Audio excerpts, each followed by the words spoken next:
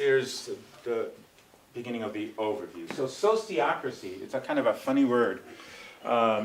Sociocracy, the word was invented by the same French philosopher, Auguste Comte, who came up with the word sociology. So, sociology, sociocracy. I want you all to say the word sociocracy. Sociocracy. Okay, because it's a hard one to pronounce. It's not sociocracy. So it's, and what it means is governance by the socios, by those who associate together. So sociocracy, governance, those socios, those who associate together. Now we ran into problems very quickly with that word in the United States. Why? Socialism. Socialism, oh my goodness, socialism, yes. So that's why we came up with another term, dynamic governance. Dynamic means it's changeable, it's not, just rigid. There are other terms like circle forward or circle governance.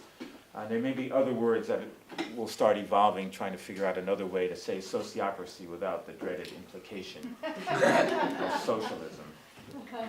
We also get some issues from the other side of ocracy. That sounds like bureaucracy. That sounds like a power over system. I'm not into that. So we actually get some resistance to the name before people have found out what it's about from both sides.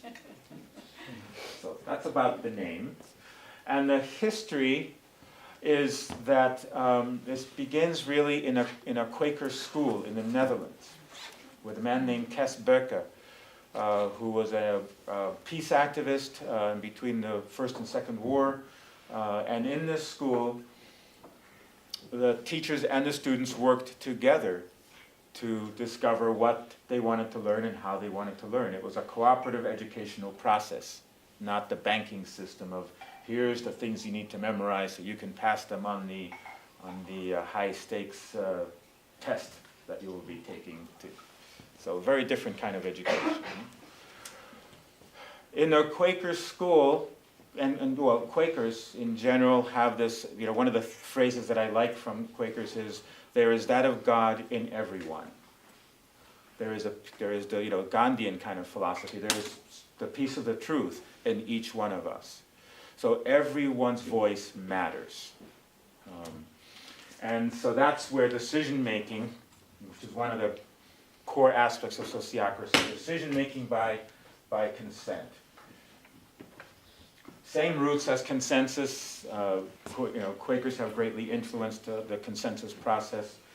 Comes from the same place. The difference here is just partly conceptual. When we say consent, we're asking the question of, do you have an objection? Can you live with this? Is this good enough for now? As opposed to, do we all have agreement on this? Which is for me, it's kind of like a lower bar question.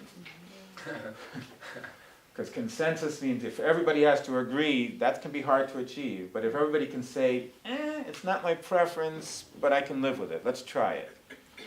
Okay, that's part of the aim, is can we live with this so that we can try something and learn from it. So decision making by consent. I don't really know enough about this, but chaos theory and natural systems. Is anybody here a natural systems chaos theory expert or even? Well, nature self-organizes. And it organizes itself almost like in fractals, meaning repeated patterns. So that's part of the inspiration of the organizational structure, that it comes from the inspiration, from the modeling of nature, of repeated patterns. So the organizational structure is linked circles. Circles of people who associate together, a circle being a group of people who associate together. So a group of people who associate together to do their work, and they are linked to other circles. And through that linking of circles, we have an organizational structure where all the power and influence can go from the bottom up, the top down, or if you prefer, the outside in, the inside out, the more focused to the more broad to the more focused. Organizational structure in linked groups of people. The third element, there was a student who went to Kesbrekke's Quaker school in the Netherlands, a man named Gerard Endenburg, and he went on to become an electrical engineer. His parents were socialists, and but they said, you know, if socialism is real, we would need to prove it in business. It can't just be an idea. It just has to somehow work for people. And eventually, Gerard Endenburg took over one of his parents' companies called Endenburg Elektronik. And in that company, he put to practice what he'd learned at the Quaker school, including then also what he'd learned as an engineer. A key piece of that was the importance of feedback loops, cybernetics feedback loops. Traditionally, if you think about the linear structure of how we do things, it's you give the instructions and you do it. So what the feedback loop, what the engineers come up with around that is add something else here. Measure, lead, set something, make a plan, do, carry it out, and then measure how it went, so that you can come up with a revised plan to make it better. So lead, do, measure, that's cyclical process feedback loops. And it applies then to everything. It applies to a meeting. You make an agenda for a meeting, you have the meeting, and at the end of the meeting, you go, what went well about this meeting, what could have been improved? And hopefully the facilitators and everybody in the room is paying attention to that, so when they go to the next meeting, they've learned something and can do it more effectively that time. When you build every time we build another co-housing community, we might learn something. Those of you who built this community probably went around to look at some of the other communities and said, what do you like? What do you not like so much about how your community is organized, your governance system, your layout of your common house? Look at this clever thing, what they did with the chairs. I noticed that the first time I came here. It's like, oh, cool, that's a nice way of doing that. The chairs are accessible, they're really close, they're not in some closet, but they're not actually in the way. So I thought that's clever. So we can learn, that's the lead, do, measure. You keep learning. One is communication skills. Yes. Another one is governance. And the third is the actual content of that circle's work. So learn more about cooking or learn more about plumbing, whatever your circle's work is, you need to learn more about how to do that well. But as part of a larger group, you need to understand about governance, and as part of human relations, you need to understand about communication. So ongoing learning about all those three elements, which is then therefore going to, if you follow that trend of thought, you're going to go, oh, we need orientation. We have apprentice plumbers. We have a system of bringing people from not knowing anything about plumbing to being master plumbers. Well, what's the orientation to this circle, to joining this circle? What's the orientation to the values of our community? What's the orientation to how do you shut the water supply off to the common house if it starts burning? You need your orientation to governance. So those are all aspects that you would want to think about. So undo those things that flip it. a piece of that is then again about feedback. What feedback is that person receiving about their impact on others in the group? If you don't do any feedback, that person is not so likely to change and grow. And if you give feedback and it's ignored, at some point you need to decide if this person is supporting the functioning, accomplishing the aim of the group or not. And it might be a reason to say, hey, you know, we need you to step out of this group unless you can meet these criteria of performing within our group. Let me just follow that up. So there are multiple roles in any one circle. One role is the leader, a person who is a member, who is about getting things done, accountability. They're the leader 24/7. They're the leader all the time. Then there is the facilitator.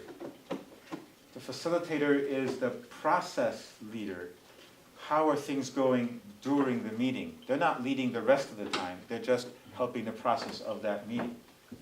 So, for example, in my community, we have what we call the Buildings and Grounds Circle. The leader is a great person who gets things done. He gets more things done than probably half the community put together. But he's not a very good facilitator. Somebody else in that group is the facilitator when that group has its policy meetings. So leader, facilitator. Another role is the delegate. So we talked a little bit about that, the delegate role. Another role is the secretary or meeting administrator, circle administrator. That person's making sure the minutes are being taken, and whatever those minutes are, they're going out to the rest of the organization. They're being published in your 3-ring binder or in your Google Drive documents or however you hold your organizational information. And if you have a lot of organization information, you might have another role called the log keeper. Log keeper. That's the sociocratic jargon for it. But who is holding the whole of the information? We in our community we use Google Files, Google Documents that sit in Google document folders, Google Drive. Not everybody knows what I'm talking about, but if you know Google Drive, it's a system of having folders online, which means that by being online, it's accessible to everybody. I can go look up your circle's minutes because they will be online. So that's another value in sociocracy is transparency. That everybody has access to all the information about how different circles are making decisions, what decisions they've made, what the policies are, what the finances are. All that is open and available. Let me talk a little bit about what I have here. So these are organizational designs. This is where I live. So, and now the markers are on this side.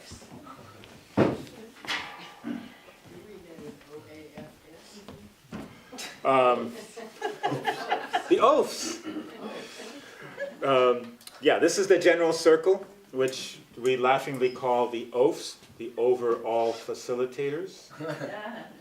Part of it is, particularly with a voluntary organization, there's a big fear about leadership. And oh my goodness, these are going to be the bosses. We don't want to have any bosses. So we came up with the word oaths as a way to remind ourselves that, to be light about it, not to take it so seriously. These are the overall, the overall facilitators. And what they are is,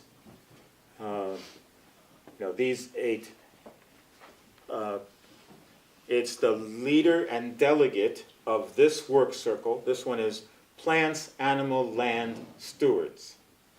We're a community kind of like this one. We have 32 houses, and we have a fair bit of land.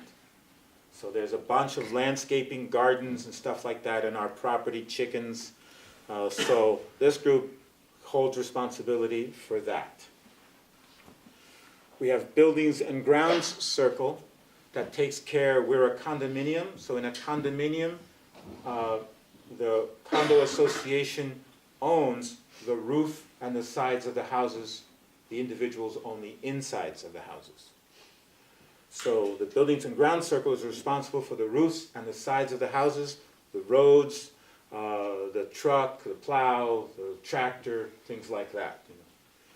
All the equipment and infrastructure. Then we have the Common House Circle, which manages the use of the common house, like this space. Who gets to use it? Do we charge monies for this or not?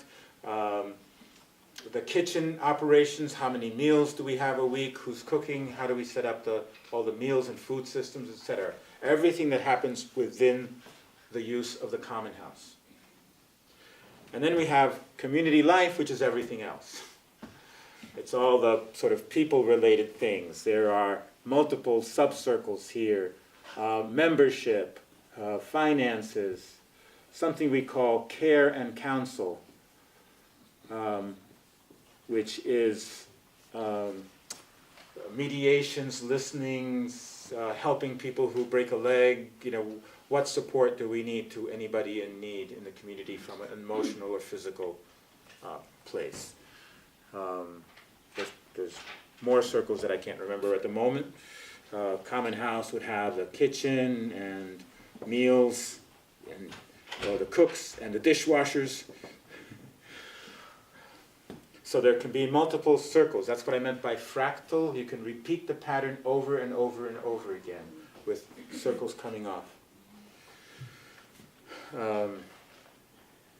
In our community, there can also be ad hoc groups or helping circles. We have one called the Governance Improvement Circle. We're still a few years into doing dynamic governance, so this circle deals with the general circle, the OS, just continuing to support anybody about how to do governance.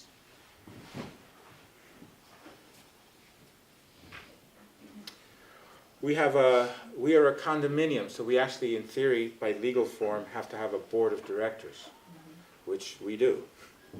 They exist on paper only. They never meet. They get confirmed once a year at our annual meeting. If we ever got sued, they'd actually have to meet and do something about that.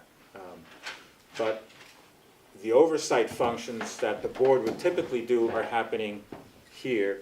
We actually don't have what would be called in sociocracy a top circle or a real functioning board. If you look here, this is Cambridge Co-Housing. And they also have 4 core circles, so they have, like we do, have the 8 people, and they call their general circle, they call it the hub. That's just the name they chose for it. And they have the extended home. This is an urban community, so they don't have a lot of outdoor space, but they have some. So the exterior living is kind of the equivalent to the PALs. They're the ones who deal with the land around the community, the play structures and all that. The extended home is their common house. Community life is similar to ours, deals with a number of different things. And their 4th circle is called condo management. This is their board of directors and deals with the house sales, legal issues. But if you notice in terms of kind of hierarchy, they are under the hub, not over the hub. Say again what the hub is, please? The hub is the general circle. The hub is what we had in the middle here, the general circle, the leaders and delegates of these 4 core groups, which then have perhaps other groups connected to them. When you say under, so it's not a top-down structure, it's a bottom-up structure? Is that what you mean by under? Well, I always struggle with the words over and under. Right. So imagine, if you will, however this goes. You can draw a structure like that. That's your top-down thing. You can also draw it like this.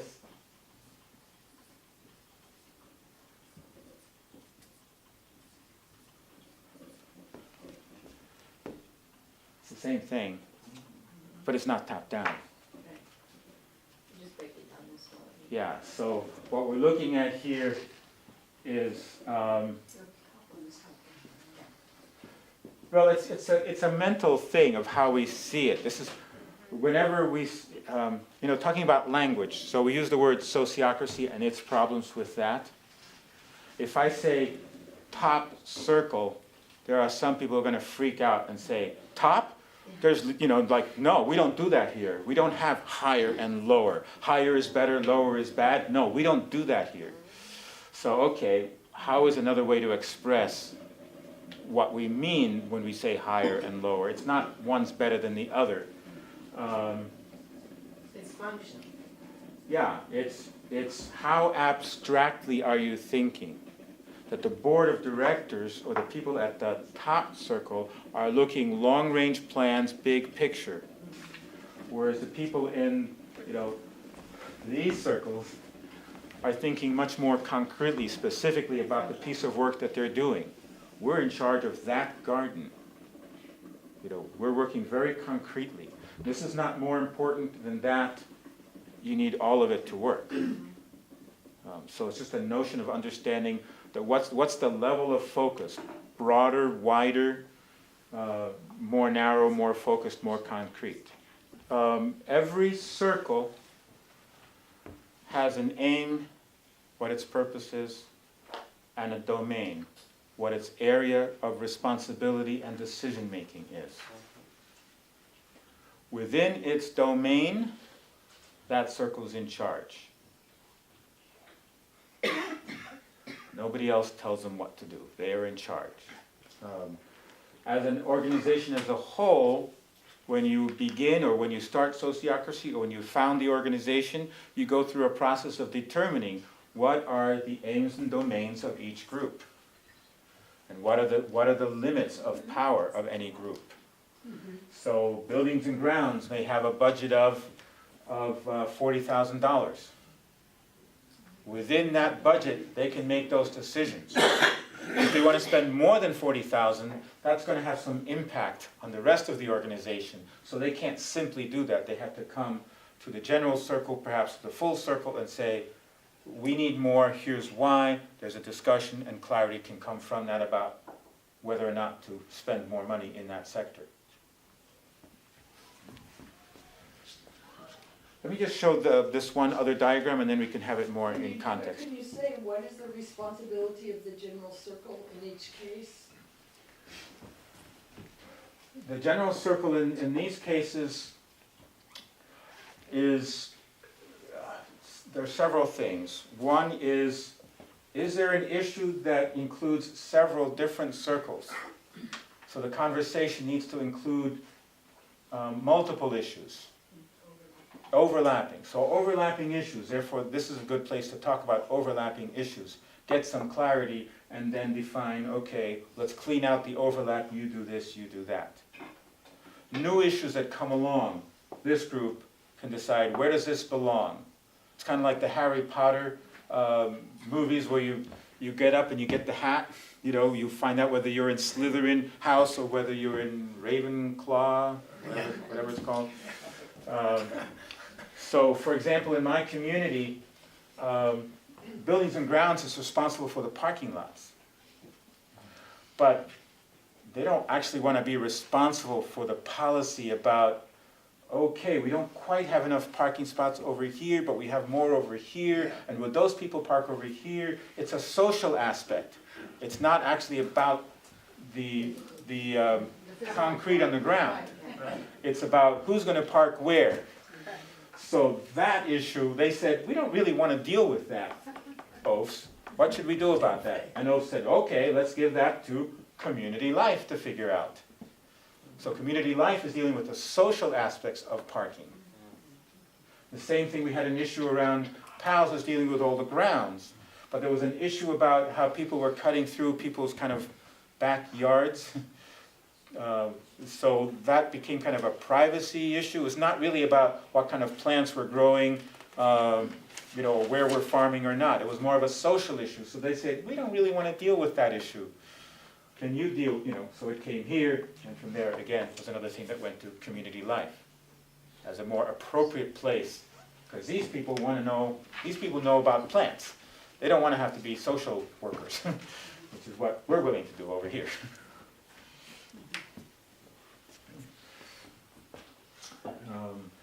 One other thing about this group, noticing that the board is actually a sub-circle or a more concrete group than the hub, which is not the way we usually think of board of directors. Okay, they're the top, they're the most, they have the most authority, most power, etc. But a community like co-housing has numbers of people who are not actual owners of the houses. They might be your lover, they might be your mother, they might be your grown-up child who's living in the community, they might be someone who rents a room from you in the house. So there are other people in the community who are not home owners. The board is focusing on home ownership and the legalities and the finances of home ownership. But the community is bigger than just the homeowners. So that's why this is a broader perspective, because it includes the needs and concerns of everybody in the community, not just the homeowners.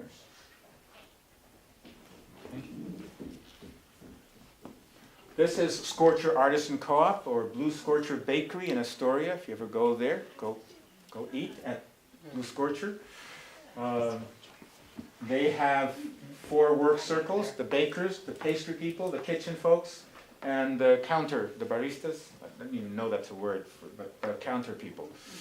So these are their 4 work circles. The leaders and delegates of these 4 make up the 8 people who are in their general circle, plus 1 more, a 9th person who is their general manager.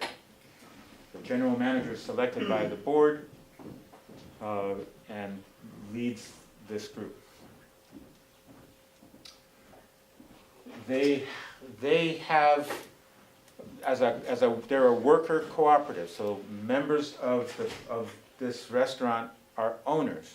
But not everybody's an owner. Some people are not owners. Some people are just workers there. So there's this, all the workers can participate fully in this structure. The owners have a particular interest because they are responsible for the risk of loss and also potential gain of how the company is doing. There's an owner's circle, and they have representation on the board. The board includes some outside people. For example, Diane is one of the members of the board of directors of the Scorcher Artisan Co-op. As an outside expert, outside influence, Diane knows about what's going on in the co-op world in the Northwest, so she has some valuable things to say, in this board that might influence how the direction of the baker. Yeah, a for-profit, or a business, it's easier to work sociocracy in a business than in a voluntary organization. Yeah. Because we live here, but we actually don't spend that much time together. Whereas these folks are spending, 40 hours a week together. Yeah. Time is a huge, So time together and is a what huge- it means in your life, yeah. And this is traditionally coming from consensus. So switching from consensus to sociocracy is a challenge. Whereas this is working from tradition of top-down hierarchy, and switching from top-down hierarchy to consent is really dependent on whoever previously was the owner, if there is an existing organization, and are they willing to go through that transition. Lots of times these situations are somebody started a company and it was successful, but now they're getting older and they actually want to pass their company on to their workers. So that's a good situation when there's been a family business that wants to become, wants to transition to worker ownership. Or it's a new startup. You're starting brand new. You're starting a home care collective, home care co-op. That's, it's one of the projects that Diane's connected to. So they can start from scratch and build their design and create their domains of responsibility, the powers of each circle, set that all up, go, lead, do, measure, learn from experience, and do some shifting around as time goes. And I do have some things about transitions that I can send. I think one of the challenges is to see how work to accept how complementary you have to work. Not everybody in the community knows everything all the time. So when you turn that hierarchical model sideways, you need people who have the bigger picture and who are the visionaries and also have the understanding of what obligation the homeowners association has in compliance with the law. But then you also have the frontline workers who are very good at executing tasks. So, to me, it seems like there's always a balance between task and task execution. Yeah. And relationship. And I think that's where power gets thrown in, that the people who have the vision are, they are the power brokers, whereas people in the front line, just have to do what they're told. And there's a lot of steps missing. Yeah. Along the way. Yeah, it has to be a both and. Yes. Somebody recently told me you're in a large corporation and you want to buy new brooms. Well, ask the people who sweep, Yes. because they are the experts on what works well or what doesn't work about that.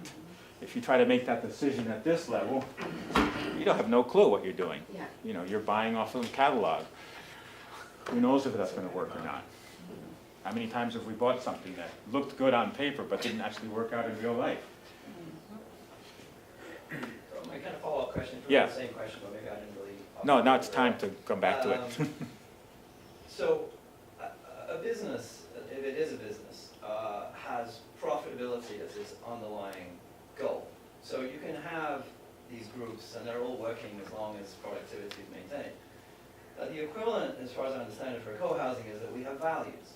So the repeat of my question before is, this model seems, unless I'm wrong, to accentuate quite a lot the autonomy of these different groups. And these groups are conceptualized as dealing with short-term projects and the getting done of certain things. Now, my question again is, if one of these groups, one or other of these groups, creates dissent within the community in terms of their functionality, and you don't want that helicoptering in phenomenon, how does the group or a subset of the community articulate dissent that will actually be effective within that group? Because everything I'm hearing here is about the autonomy of these individual small groups. Yeah. And that screams to me non-accountability. Yeah, okay. If in any of these contexts, if one of these groups is falling apart, then the broader focus circle is responsible for dealing with that. It's not, with respect, it's not about the group falling apart, it's actually the group could be very coherent. It's the group not acting in accord with the general values of the community. Yeah, so That's the point I'm getting. so that's going to come, that's going to be raised in here. But can they intervene is my question. Can this group intervene on that? Mhm. This group is responsible for accepting leader and delegate, for one. Which is determined by the small group. Hmm? Which is determined by the Well, small group. they propose, but this group has to accept. So you can't impose leader and delegate of this group on the general circle. This group has to accept them. Generally speaking, they would say yes, but if there's a complicated case, there's a conflict, they might say no. And the domains of each of these groups, the areas of authority and their aims, those are set or confirmed by this group. Well, set and confirmed are two different things. Well, if it exists, if it's a new situation, then this group is setting the aims for its newly created groups. So if one If of a these group groups- already has a domain, then you confirm it or So if one of these groups were to go back to the general circle with, for example, a mission statement, then the general circle could veto that mission statement if they considered it inappropriate. Yeah, right. Right, so that's the both and of the autonomy of the small group, but it's in a context of the rest. So to that extent, they are subordinated. Yes. Okay. If you're going to choose someone to be a facilitator, what qualities, what criteria, what qualities would you be looking at for that selection process? Here. The flexibility and observation. What does that mean? And What- that can you means to explain? me that flexibility is being flexible to really listen. And to me, that flexibility it really encourages. It comes from feedback. We get the feedback, and then we need to be flexible to then be flexible allows more of a dynamic way to get to consensus. And so I would like a facilitator to really listen in a manner that is not rigid. So That's not- what I mean, it's just being open, more So open, open. yeah. And part of how I interpret the listening is that the facilitator's not so busy listening to themselves that they're not Yes. listening to others. Yes, Okay, yes. right. So flexibility, the capacity to listen, open. Over here, Open, honest communication. honest communication. And can you say a little bit more what you mean by that? Fairness. Fairness. That everybody's being heard in the group. So trying to ensure and support that all the voices are being heard, not just one or two people. Right. Okay? I'm gonna just go around circle by circle and hear somebody from each circle here. Able to keep the conversation on track. Keep on track, okay? Back group? Somebody who hasn't spoken yet? Well, just somebody that has a very good understanding of the process and how sociocracy. Knows process. Okay, from that group, anybody want to share anything from that group? Qualities of facilitator? I'll come back. Over here. The ability and skill of suspending judgment, Suspending judgment. yeah.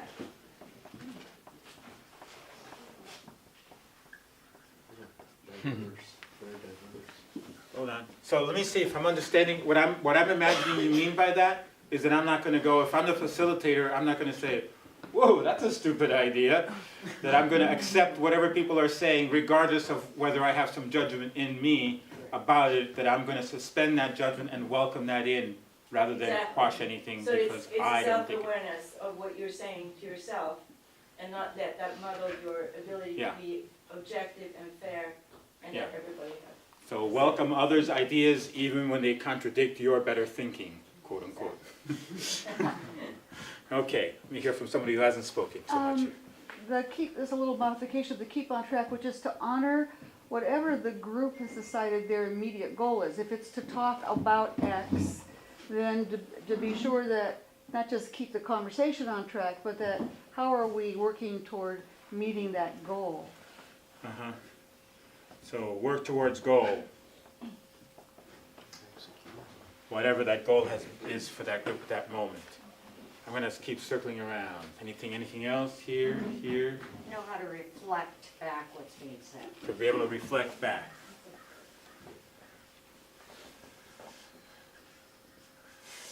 Okay, and around. You got one? Be able to track the emotional experience of the group. Track emotions, emotional experience. Short.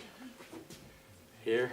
To be able to synthesize what you're hearing into something that is sounding like there's some agreement and how to put it together. Dangerous synthesize, the ability to synthesize here. We kind of said it before, so, being neutral and objective. I think you were saying that. Neutral, Yeah. objective. And coming around, anything else? I wonder about the personality traits like comfort in speaking to in a group. Someone who's comfortable speaking. Yeah, outgoing speaker, some kind of comfort personality. Okay, I'm gonna take one more, last one, over there. Being present with up-to-date information. Present with up-to-date info. Okay, we could name some more things, but for now, does this seem like a good enough list? Does anybody want to excuse themselves because they don't match all these qualities? Me. Everybody. Excuse myself. Yeah. So, like any selection process, we're looking at, here's a whole bunch of things. No one of us, every one of us would probably run away from this job description because, who thinks they can do all these things and do them well? So it's as best we can. There's some notion, what was it from reevaluation co-counseling I got many years ago. It said something like, I am completely unqualified for the task, but I am the best one for it. Sure. It's sort of just the acknowledgement, the humbleness of like, hey, we do the best we can, and so be. So I'm going to ask you to just take one of these little sheets and pass them around.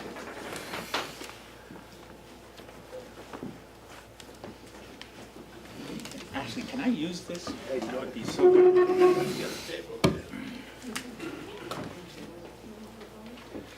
And what I want you to write on that is I and your name, whatever your name happens to be. I, your name, nominate, and then we're going to fill in the blank with somebody in this group. And I think we're going to have to go around and say each other's names again, and then see them at least. Okay, so now what we're going to do is we're going to go around. Again, round support equivalence. Each person is going to say who they nominated and what reason you had. What led you to nominate that person. Whatever words come out of your mouth. Okay.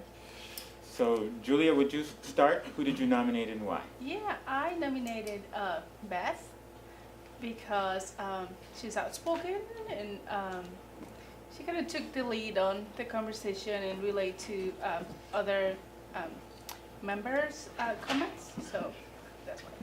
Okay, great. And we'll go on. My name is Jeff. I nominated Doug because it sounded to me like he's had some experience with sociocracy and the organizational structure of this community, and it sounded to me like he might be a good facilitator. Do we need a microphone? Are Yes. people okay? Yes. Microphone would help? You can take it off. There you go.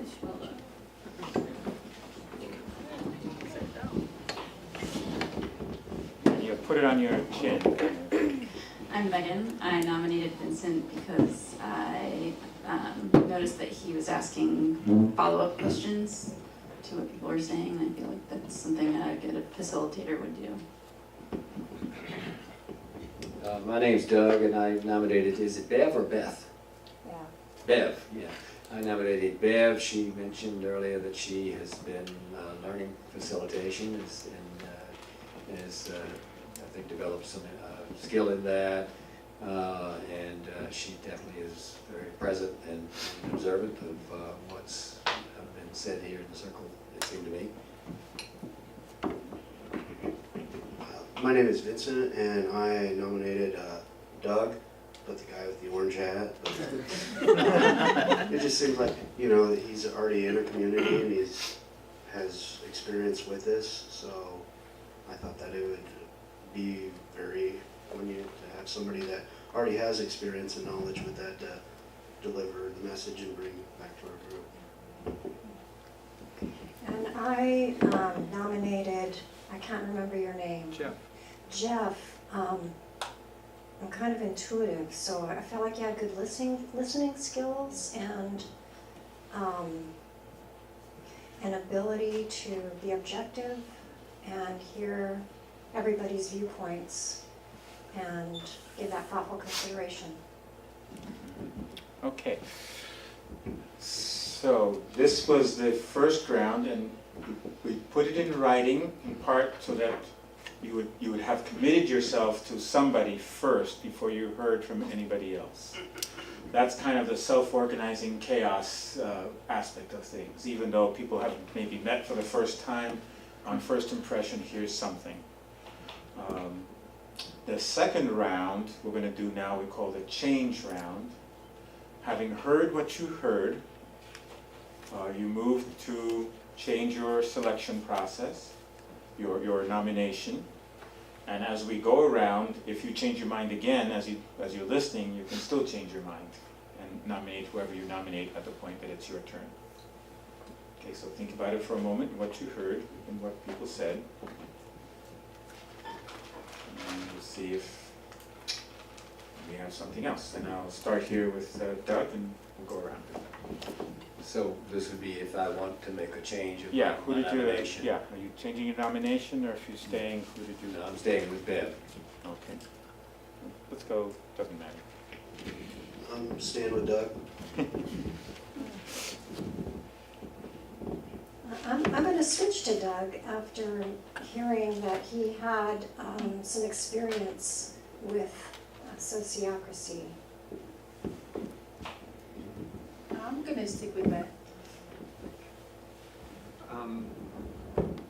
After hearing the arguments, I'm going to switch my vote to Bev. Bev or Bev? Bev. I'm also going to switch my vote to Bev after being reminded that she has some facilitation experience and training.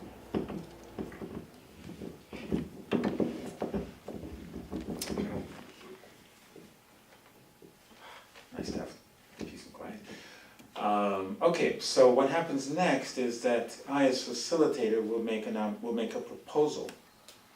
And just to say also that this is a teaching process, so I'm playing a role of an outsider. When you do your selections next, after we finish this model, whoever's facilitating will also be nominating and be part of the process. I am not being part of the process just because I want to be focused on the teaching. But the facilitator is part of the group and is part of the decision-making of whoever is being chosen as the next facilitator, if you will. Jerry, how does that work with staying neutral or all of that? Yeah, that's a good question. How do I want to say this? I'll give my opinion here, actually. There's no such thing as a neutral facilitator.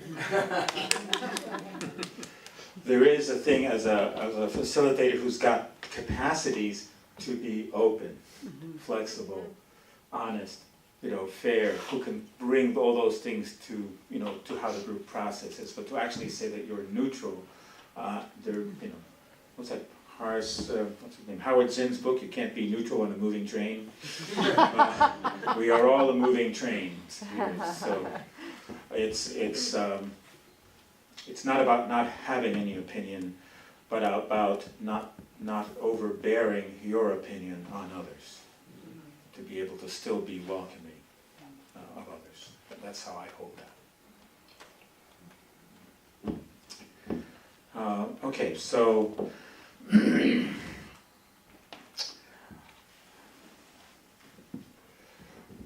I'm going to propose Bev as the facilitator of the group. I heard that she's got some experience. I heard that she's got that a number of people in the group felt comfortable and confident with Bev's participation and how she did things in the group. So sense that the group's got that confidence, or at least a number of people have that confidence in Bev. So now I'm going to do a consent round and ask each person to object. If you don't think, if you think having Bev as the facilitator would not be really good for the group, then you should object. If Bev doesn't have to be your preference, and here's another distinction, right? The distinction between your preference and your objection. You might have preferred Doug, but Bev will be good enough. I'm happy, I'm content. She may be even better, I don't know. I'm content, I can live with Bev. I might have preferred Doug, but I can live with Bev. That's what I can live with, as opposed to sticking to my preference. But if there's an objection, it means, this group's quality would go down. I don't want that to happen, so I object. So, clear on that? Okay, so I will go around and I'll start over here with Julia. And just, do you consent or do you object? Oh, definitely consent. I can live with that, no objection. Consent. No objection. No objection. And to Beth. I think I'm overstated on my experience. I'm not feeling as confident as everybody feels confident in me. That's my only trepidation. So, do you consent or object? Ah, so I get the opportunity to start this whole thing over again. Could you speak up? That I couldn't hear anything. I'll hold it closer to my mouth. I've been practicing facilitation in my work group, and I live at Cully Grove, and I'm on a committee there, and we're rotating facilitation, but this is all like recent, you know, within the last year. So,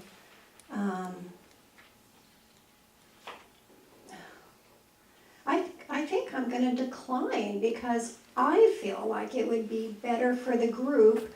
I feel like there are other people that have more experience and qualifications to fulfill these objectives. Okay. So what I do when somebody objects is the first thing is I want to look, is there a way to turn the no into a yes? Because I want to keep them moving forward. Whenever there's a proposal and there's some concerns about it, is there a way to turn that into a no into a yes? Like if Bev had said, well, I'm just, if this was an ongoing community and Bev was really busy and she was objecting because she was so busy, you might say, well, is there a way to turn that no into a yes? If somebody else assisted you, or if you dropped one of your other projects and somebody else took it on, would that allow you to say yes? So looking for a way to move the no into a yes. So all of us would have an option to go around and ask her, what is her concerns of not taking the position? Well, I'm particularly as facilitator, I'm going after whoever's objecting. Because I already know that, actually everybody here consented, except for Beth. Right.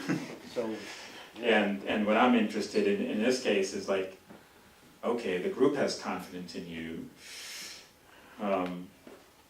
and you're feeling a little worried that you might not be perform as excellently as the group might wish, because maybe you don't have so much experience. Expectations. Mm-hmm. So. Or actual lack of experience.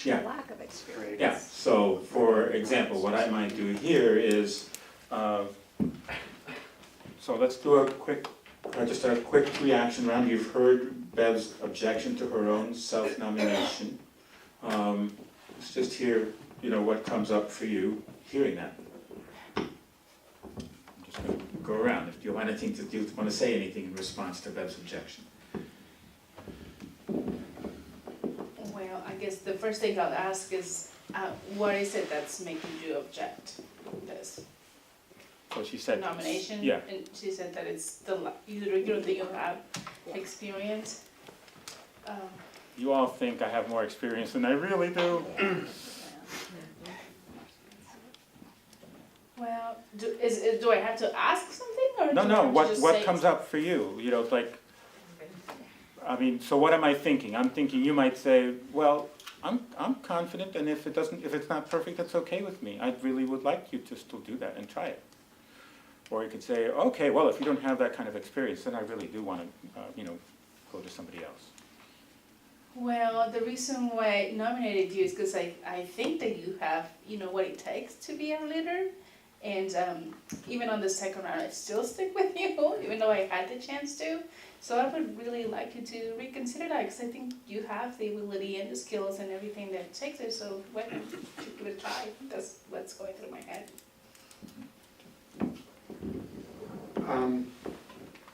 I would say being a facilitator doesn't mean you have to be the boss. You just need to fill a role to help the whole group do what they need to do. And the only way to gain experience is to try it, and we'll support you in that. And one way we could support you in that is by having a co-facilitator, which is something that in my community we have talked about and done. So that's what I'm thinking. I would like to have you step into the role myself. Thank you. I would still support you even despite hearing your objections. And I know you mentioned that all of your experience is within the past year, so it's not something you've been doing for a really long time. but I think that even recent experience is relevant and good, and you seem to have the awareness of what facilitation involves, and I think that is enough.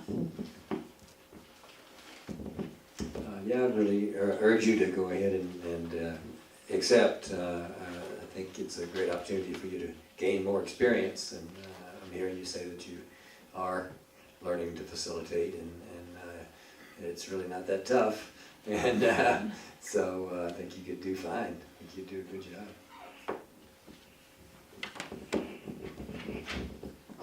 I think that as being a coach in the past, I could see that, you know, you're kind of nervous or you're kind of scared of taking on a role, which you're uncomfortable with doing at first, but I see as you get walking with it and moving with it, you're going to be able to, you know, execute what we're all kind of having an expectation of you, but it's not an expectation. You got the support of a group that's going to back you with your decisions and feedback from us.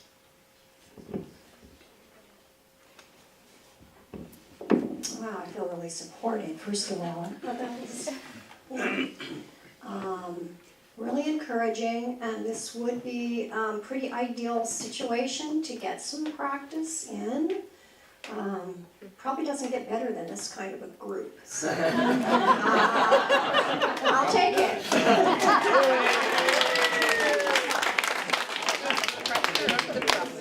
Really? Always come back and reevaluate. I don't like it, right? Well, let me take a couple of questions. I just want to take maybe a couple of questions, and then I want to send you into your groups. Do it, and I'll start here with Doug. So the thing I'm noticing that's different here than what we've been doing is that the nominee, the proposed person by the facilitator, gets to object in the course of the round. And what we've been doing is the proposed person stays out, and then after there are no objections, they are given the opportunity to accept or decline. And if they decline, that's the end of it. They don't get to hear all this support again. So I'm wondering, is this how you do it normally? Yeah. So if you noticed, after I nominated Bev, I went around so that Bev was last. Yes. So that was intentional, so that she could hear from everyone before she would make up her own mind. You know, having heard what I heard, okay, I'm encouraged to do it. Or having heard what I heard is some, you know, yeah, okay, I think I will back off. So you have more information by the time it's your turn. And like I said, you know, I didn't know Bev would object. So I was looking for what do we do here? So is there a way to turn a no into a yes? I don't know. Let me see what the impact on the group was of what Bev said. And what we heard as we went around is, you know, hey, we're behind you, try it, we'll support you, we have confidence in you, let's do it. And that allowed Bev to go, okay, you know, I can do this, I'm willing to. If she would have come back and said no again, you know, thank you, I appreciate the comments, I still, you know, don't want to do it. You go through the process again? No, if she had said no the second time, after having heard all of that, I would have said, okay, she seems to be pretty clear. So then Because there was a we'll lot of nominate support, again. and if she had said no, then I think I would, at that point, I would have said, okay, well, I will nominate Doug. I will propose Doug, because he was the other person who had heard a number of comments about. The The facilitator then makes the next proposal. Okay? The roofs and the structure, the infrastructure of our community in good shape for the long term. So is that understandable? That's a key question. Is the aim understandable to the consumer? If the other people who aren't in buildings and grounds hear that, would you say that they would probably understand what they're supposed to be doing? Yes. Yeah. So the key question around the aim is it understandable to your customer, if you will, to whoever's going to use it? So that's an important piece. For the group or for the customer? For the group or for the customer? For both,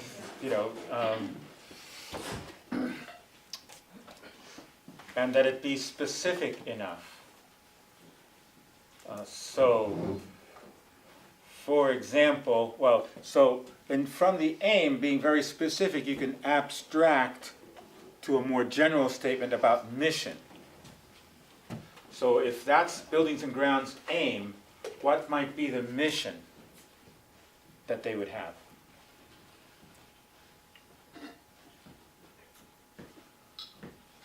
You have safety? Hmm? You have safety? Safety, the safety of the community. Okay? Protect our buildings. Yeah, protect the buildings, protect the investment. So just looking at branching out into a wider frame. And if that was the mission, what would be the vision that's underlying all of that? Thriving, happy community. Thriving, happy community. Okay. Think of it in another aspect is, so let's say a mission of a group is to end homelessness. Do you know what that group is doing? No. If I say the aim of the group is to build houses for and by the homeless in, what's this county? Moldoma. Moldoma? Moldoma. Portland. Okay, do we understand what that aim is? Yeah.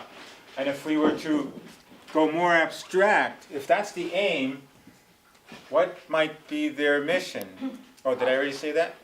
Yeah. Housing for everyone. Housing for everyone. So, the mission of ending homelessness, there can be different ways to do that. So Habitat for Humanity wants to build those houses. That's their aim. Real Change, which is up in Seattle, newspaper. So maybe they want to end homelessness, same mission, but a different aim. They want to publish newspapers written by the homeless to educate people. So they have an newspaper and education. That's their aim, is to produce newspapers to provide education. A different group might have the same mission of ending homelessness, but they're going to lobby the state government for funds, for housing. So same mission, 3 different organizations because they have different aims. Okay?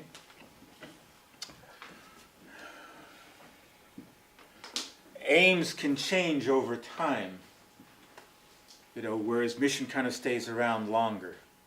If you accomplish your aim, then you go back to your mission and go, okay, we did that. What do we want to do next? To end homelessness. All right, we ended homelessness. What do we want to do next to serve our vision of a thriving human community living in consistent with the planet's needs? So you can always go back to something broader.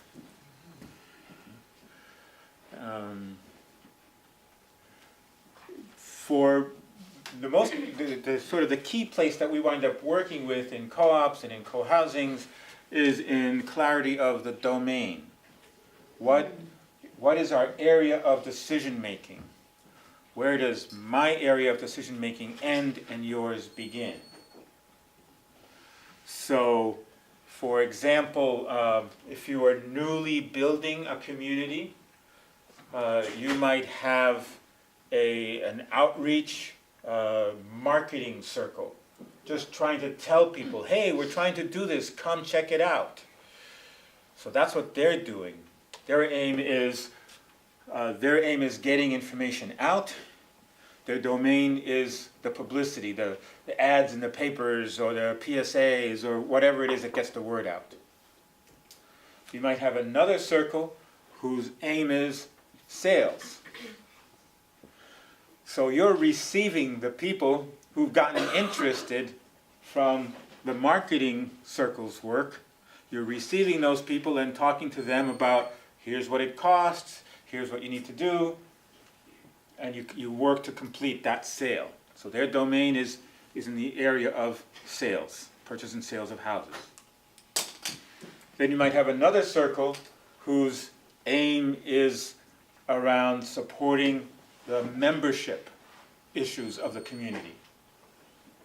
So there you're taking the people who have bought the house, bought the unit, and gone over, okay, here are the members' rights and responsibilities, here's your dues that you need to pay every month, or what are all the dynamics of being a member that you need to look at. So each of those, it's in one organization, one community, but you've got from marketing to sales to membership. And from each of those, there's a handoff. There's a transition from one to the other. Sometimes we draw circles. We have this circle, and then we've got this, and we've got that, and we've got that, and we've got that. Just paying attention to, it's just a little play of diagrams. See that there is no gap. You make sure that the transition is clear, and the handoff is clear. Because you might have a situation where things fall through the cracks. There's the crack. Because there's no clear linkage between this and this.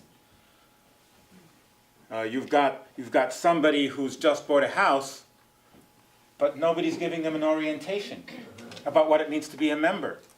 Nobody's giving them an orientation about how to shut off the water in the common house if the common house is flooding. Nobody's giving them an orientation about what kind of governance you've got. So, making sure that you don't have gaps between the elements of your organization, and that the handoffs from one to the other are clear. There is a common house circle. They manage the common house. Within our common house is the mail room. All the mail for everybody in the community comes to that room. I have a little task, which is to keep the mail room, beauty and order, keep things kind of uncluttered.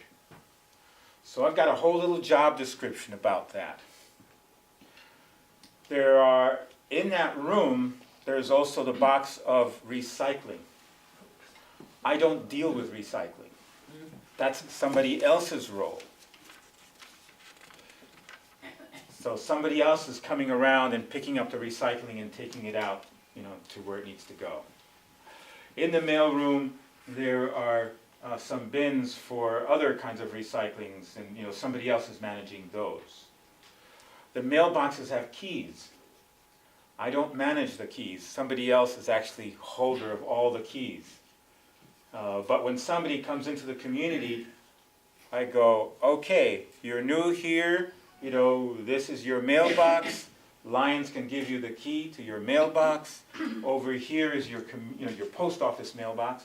Over here is your community mail slot, where you get your community inside the community mail. So being clear about who's doing what role. Is that helpful? Just noticing my role is defined and it has its limits. I don't deal with the recycling. I'm not in charge of the maintenance of the keys. That's somebody else's role. But I'm clear on how I hand that off. I tell the person, go talk to Lions, get the keys for your mailbox. As opposed to, here's whatever, and then I don't say anything. Then how does that person know who to ask or where to go? So clarity about domains and separating out overlaps. And no overlap, no gaps. All right, another little piece here is just meetings. There is a kind of a generic standard format. Again, you play with it, do whatever you want. But generally, starting off with an opening round. Generally, most groups are small enough that you can do an opening round. Is what energy are you coming in with from the outside? Your dog just died. Your daughter just gave birth to a baby, to a baby girl or whatever. So there's stuff that's going on that is affecting our attention as we enter a group. And it's community. This is about what's up. As you said, I think in this community do a round of what's up. So sharing what's up, because you're not just here to do business, you're here as human beings connected to each other. Jerry, we call it check-ins. Check-ins, yeah, opening round of check-ins. And that might be, yeah, my cat died yesterday and I'm really, really sad about that, and I'm really anxious about this item that I know is on the agenda. So it might be sharing any feelings, what's the energy about whatever might be coming up in this meeting. A time for administrative issues. There are any announcements to be made. Consenting to the minutes if you haven't had a process that gets that consent happening earlier. Clarity about when the next meetings are if you don't have a regular schedule. And reviewing the proposed agenda and coming to consent to it. So already here you're making several decisions. You're making a consent decision about the minutes. You're making a consent decision about the agenda. It's the whole group's responsibility about the agenda. The facilitator may propose the agenda based upon their conversation with the leader, but it's up to the group to accept the agenda. And what's on the agenda? Well, then there's the content matters, which may be we're going to generate some proposal, or we're going to respond to some existing some proposal that's already being brought to us, or we're going to be dealing with some report, some educational piece, or some report from a group. And then there's the closing round. What happens in the closing round? Feedback. How did this meeting go? How did, what went well? What could have been improved? And you can even do 2 rounds of feedback. How are we about what we produced? And how are we about how we produced what we produced? Process and product feedback, or just one. Plus this is the to be improved, the arrow. Okay. So circle meeting structure. I'm going to say one more piece over here, and then we'll do some, again, back into some practice so that we don't all just fall asleep. Because it is after lunch, it is nap time, right?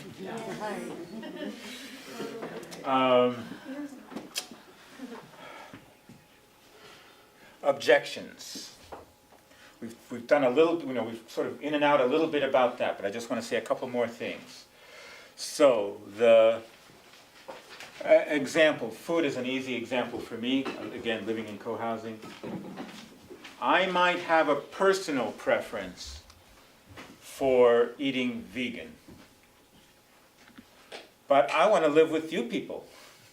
And some of you like to eat meat, and like to eat eggs, and like to drink milk, etc. So my range of tolerance might include meat and other things, eggs, etc.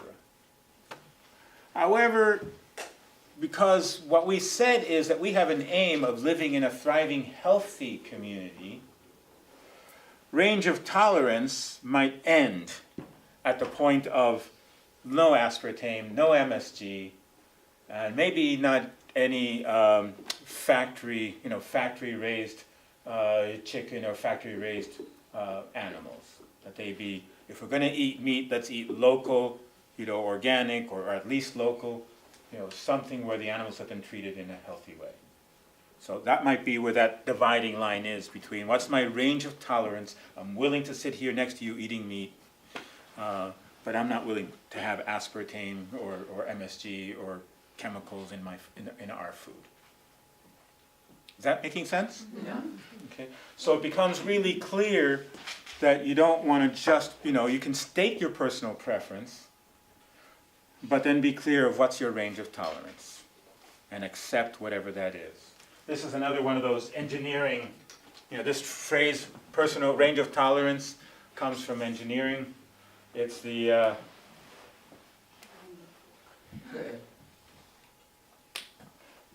it doesn't fall off, right? So this has to be engineered so that it's loose enough that I can pull it apart, but not so loose that it falls. I'm sure you've all had some experiences of pens where where it's really hard to open, or ones that just don't stick very well. So those have, their range of tolerance is not focused enough to work. And so I would say, well, I have an objection to pens that just drop their stuff. So clarity of the aim is important, and then as you go along you realize, oh, we need even more clarity about our aim because we took some of these words for granted and now they're becoming more meaningful. Let's go a little deeper on that. Process, if you're taking it from the very beginning, I like to say that there's kind of like three stages. The first stage is, what are all the dimensions? What are all the elements, all the pieces of this issue that we would need to think about?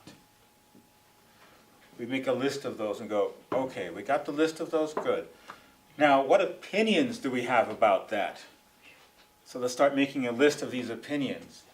And then we'll kind of organize that list of opinions into a proposal. And then we can go, okay, here's the proposal. Do we understand it? What's our reactions to it? Do we consent to it? So what I want to do is walk through an issue and see if we can, I don't know if we'll do it all together or I might wind up setting it up in one group, fishbowl, and then we'll give another issue to all of you to work through, sort of from beginning to end as much as you're able. These things are often unpredictable, so I never quite know when I put up an issue how easy or how hard it's going to be. So I'm going to, how many, let's see, I'm conscious, continually be conscious that most people in the room are co-housing people. How many people here are not connected to housing, co-housing? Okay, and that's Hood River. And what are, just to hear the kind of involvements that you have? What organizations, are you on your own? Just pretty much on my own. On your own, okay. I guess what I want to know is, so far, are examples that have to do with co-housing, are they being useful enough in your learning? Totally. Okay, so it's a challenge to kind of work in two different directions sometimes with what happens with co-housing. It's such a volunteer-based organization. So the whole question of who is in a circle is really huge. Yeah. Can we say no to somebody being in a circle, etc.? All the membership in circles. Whereas membership in circles in a business is like, it's not an issue. You're hired. You're working. You're, of course, in a unit of the business. Membership in circles is not an issue at all. Unless you're so bad at your job that you need to be fired. Then it becomes an issue. But it's a very, very different context. So that I just find myself sometimes challenged in trying to teach in two different frames. Because I'm going to use examples again, I think, in this that are co-housing-like related, and hope that they still are useful for everybody else's learning.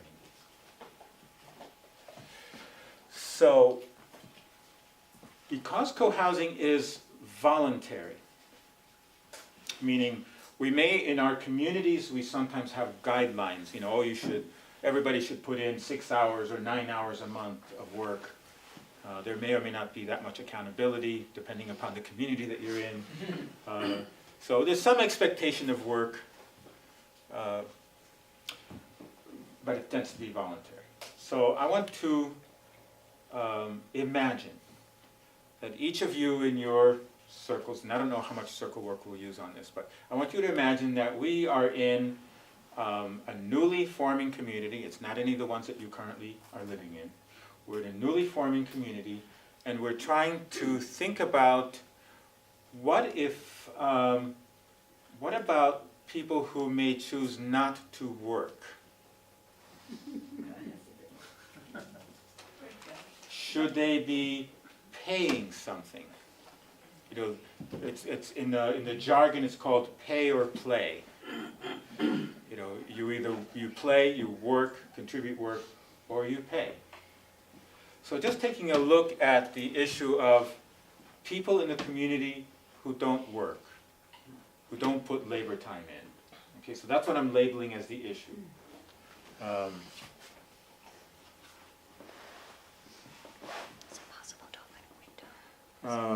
People who don't work.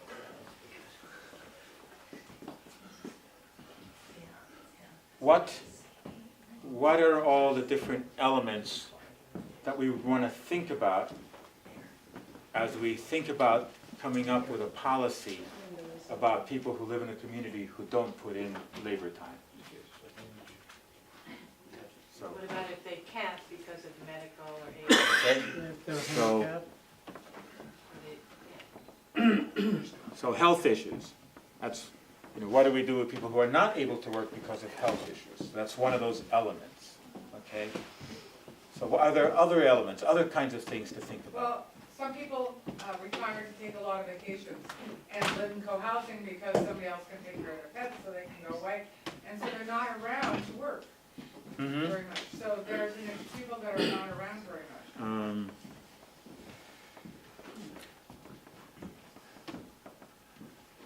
Should they pay twice? So that's another element, if not around. So questions of pay if not work. Okay.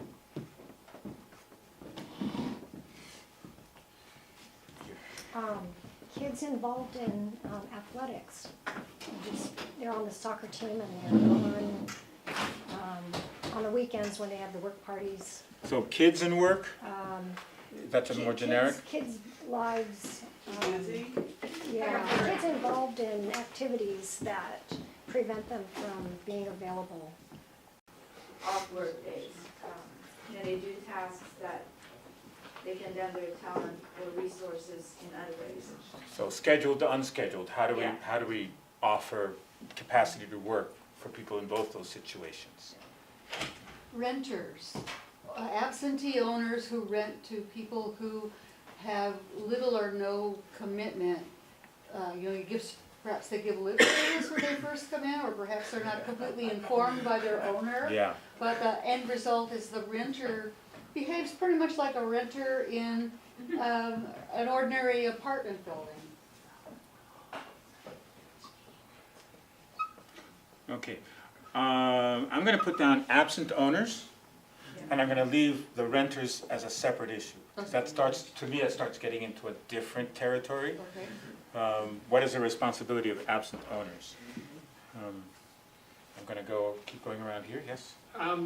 In relationship to banking hours, can you say work extra hours because your neighbor is away or on a sabbatical, or somehow donate your work time to someone who is sick or whatever?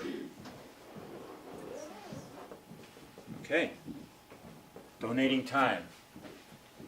We all have a shared expectation of how much we put in. I work extra, somebody else can take my extra. Okay, going on. What about is it the issue of really not making the minimum amount of hours, or is it that some people put in lots of hours and then if you're just making the minimum and that sort of, just, I guess I'm curious about that piece. What's that I don't know what called? to call it. Fairness? Range. Equity? Range. The range of contribution, and is there some kind of stigmatism associated with only actually doing the minimum, or, I don't know. Bathrooms or... The grunt work. Right, yeah. Or only does the glamorous jobs. More than others. Or specialized knowledge too, like IT work in relation to that also. Yeah. People who don't work. Yeah. I'm having trouble with this, because I thought we were talking about people who don't work versus specialized knowledge is great. redefine that question. And many of thank you. them, Starting to... are we developing a list of all the human possibilities that create people who do work and don't work, or are we focusing on people who just don't work? Like what I was gonna say was, like people who choose to travel. That is a situation which causes not being here, and therefore not contributing. They do their minimum. They could do more to contribute. But I Thank you, just thank wonder you. what No, you're helping me, yes. So I want to just keep this focused on work, not work. Because otherwise, we're going to get into a whole nother arena. Work, not work, okay, not just not work. I thought it was, So- people who don't work, should they pay? Yeah. Right. So not get into, What like, this is an interesting question of work and privilege. Right. But I think I want to not deal with it in this decision-making process. Right. There might be another interesting, we could put that as the question. So You what know. about people that don't want to work and don't want to pay? What do you do with them? Out they go. I don't know. It's up to the community to decide what happens with that, you know. So I'm going to take this off, and I think specialized knowledge is also how you know, it's not about work or not work.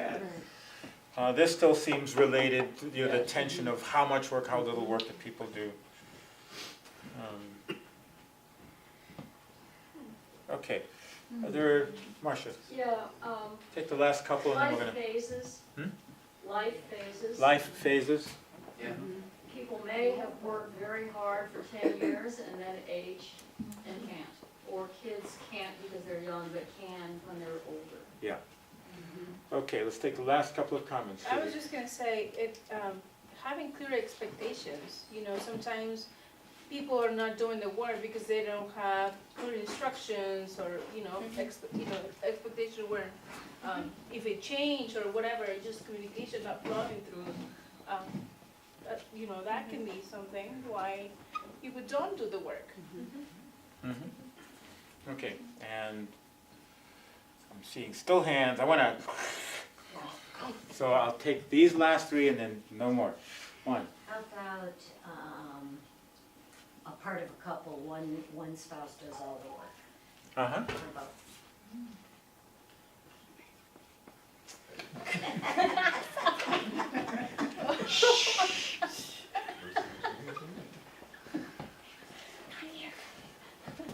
And then consequences, you know, clear consequences for the community.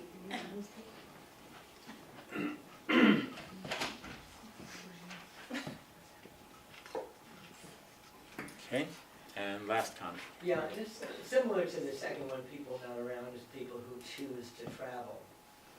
I think that's on there, yeah, that's Yeah. somewhere. Yes, somewhere, people not People around. not around. Yeah. Includes travel. Okay, so again, this is a teaching moment, so I'm going to try to just stop here. But the first part here is we are identifying, we've named an issue, we've started identifying the elements of it, and then we can say, okay, does this seem fairly complete at this moment? We might pop up some more issues, but good to go? Okay, so now we'll enter the second phase of this, which is starting to generate opinions, proposals to deal with these things. And I should have more space, but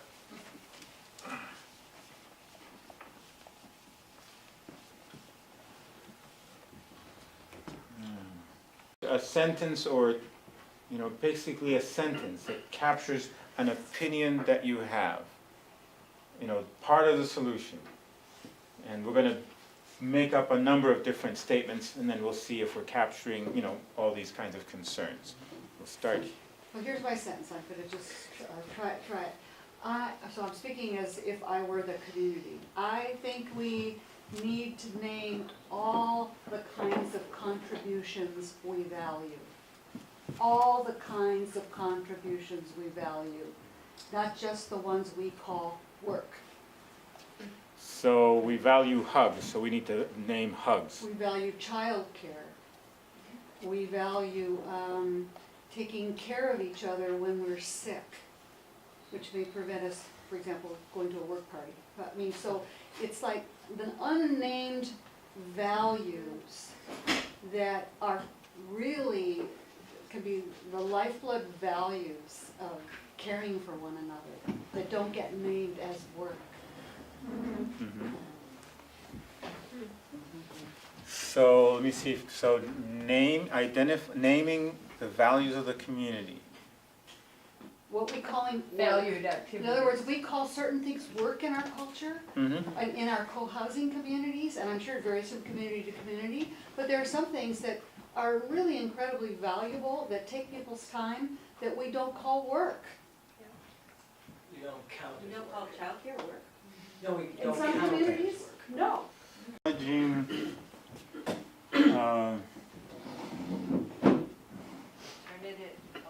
activities, acknowledging, Alternative activities. Range, I'm just trying to figure out the I words know, here. I understand, me too. the range of valued activities. Range of contribution. Acknowledging, Just defining work. all activities that contribute to the quality of our life, Yeah, that's it. Activities. that we offer that contribute to the quality of our life.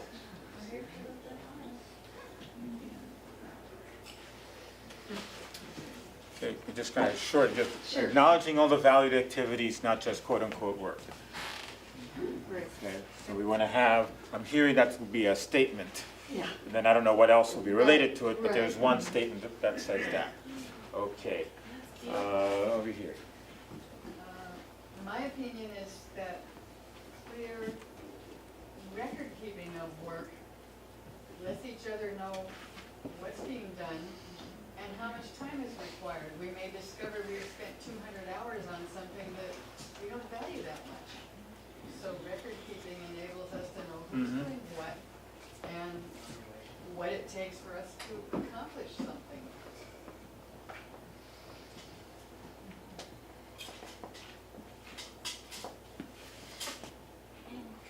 Is it transparent record keeping? Yeah. Minutes. Jerry, I have a process question. Yeah. Could you clarify, I'm just confused about, So there's something about keeping, record keeping and evaluating. And the people who aren't working can see what work is and what's being done. Mhm. They may not, they don't know what they're missing.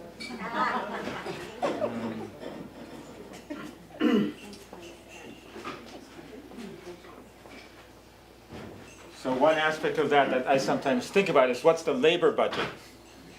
You know, we have a financial budget, but what's the labor budget? In our community, you know, at the beginning we had to deal with, well, you know, it's like, yes, we need the bathrooms cleaned, but everybody wants to go garden. So yeah, garden is a valued activity and we all love it, but if we have beautiful gardens and dirty toilets, that's not working. So we, you know, we actually originally decided that we would limit what we counted as labor for the garden. You get 2 hours a month for garden work.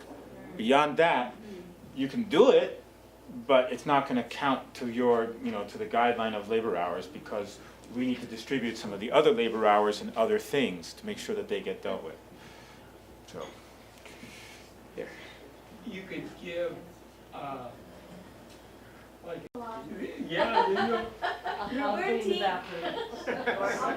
like assigning value. Differential Weighted. Yeah, value yeah. of activity. This is interesting too, when you do a little bit of, you know, Twin Oaks commune in Virginia, it's got 100 people. They used to do this, differential value, and over time they realized it was not needed at all. That in the grand scheme of things, there were people who were happy to clean the toilets, that there was, on a one-to-one basis, there were people who could fill all the slots. That it didn't need to channel so much, but that was their experience. You know. So let me just, so I want to, I noticed that there are some of the same hands have a lot, you know, have great ideas over and over again. I'd love to hear from you, and I want to just make sure that people who aren't speaking as much are also getting a chance to pop up, because in this context I'm not being able to support equivalence as well, because we're not doing a round in a circle. This is a teaching process again. I'm just wanting all of you to witness this, but I'm choosing not to do a fishbowl, in which case we'd see more of the equivalence. So I just want to note that. Thank you. So, yeah. something about creating a culture that really loves working together and that they want to work and they want to contribute. I don't know, is this what we're after? I'm having a hard time understanding what we're.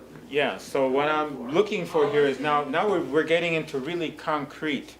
You know, the work culture, you know, it might be over here. You know, how do we, you know, wanting to have a culture that really welcomes everybody's work or welcomes everybody to work. That would be kind of a, you know, an element. But how then do we actually do that? What would be the proposal? What would be the specific thing that we could do? You know, I know what record, you know, I can imagine, I can have some images of what record keeping is. I can imagine some statement that is an acknowledgement statement about things. That could be the preamble. You know, I'm imagining that might be a preamble. That might lead, you know, the how we carry this out. So I'm looking for concrete enough ideas. So here, building flexibility into the policy for temporary health issues or, you know, for example, the kids who are doing the athletic activity. So make some flexibility in the schedule to account for not, you know, long term, but hey, this season my kids are going to be doing soccer. I'm not going to be able to help out, but come summer I can make up some time. I have a short way of saying that. Yeah. That's banking hours. Yeah. Banking hours. Okay.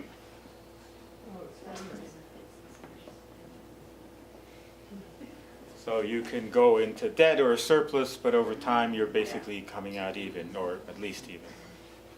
I think it's really important to differentiate between things that have to be done for the health and the maintenance of, minimum maintenance of the community. And I think that's where, you know, sanitation comes in, for instance.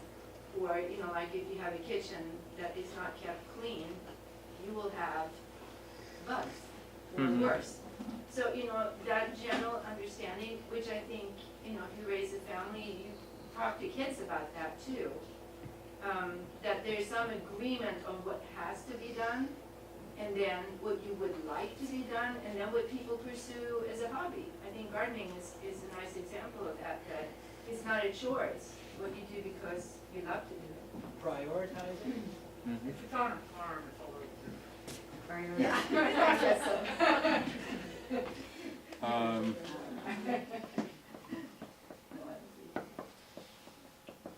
I'll just call it priority sets Yes. around work. Yeah, that's a It's good. like, these are high priority, these are middle, these are more voluntary. Yeah.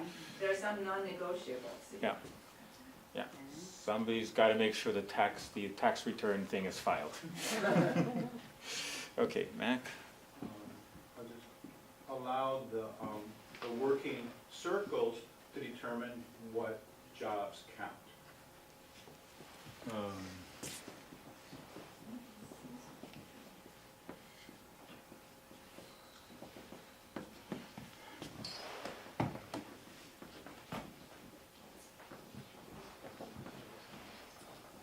What does count mean in this sense? Count I'm means confused. If it doesn't count, then you have to go and do something that counts, if you have whatever decision you have. You have to refer to priority. Yeah, it's not, it's where your priorities come from. Okay, so working circles determine work needs. What our work is. What is countable. Okay, there's somebody back I there. took it down because that was exactly what I was gonna say. Okay. The leaders of working circles have, as part of their responsibility, giving a lot of praise and appreciation to people who do work. So that people who don't work, but if they work occasionally, they get a lot of praise, maybe they would feel more like they're working. Okay, so how, Appreciation. Gratitude. appreciation, I was thinking exactly what she was thinking, but I came up with one phrase, which is